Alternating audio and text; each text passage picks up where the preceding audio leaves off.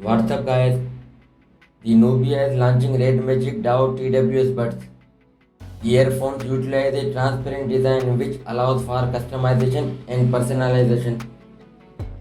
Users can choose to use these earphones as dye-wearable accessories or simply appreciate the transparent design.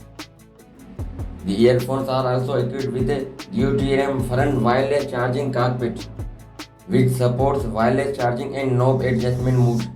The Red Magic DAO WS deuterium front airbags have a built-in 11 linear graphene unit that delivers high-quality audio. The earbuds also feature 3 microphone CVC call noise reduction and 48 dB active noise reduction, which ensure a clear and immersive listening experience. The Red Magic DAO TWC deuterium buds are equipped with the Qualcomm S5 flagship Bluetooth 5.3 chip, which provides a stable and reliable connection. They use the world's first second generation Qualcomm S2 audio adapter platform and DTS point tuning second effect to provide a seamless and lag-free connection.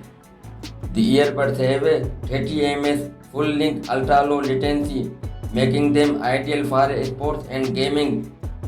Guys, subscribe my channel for more videos. Thanks.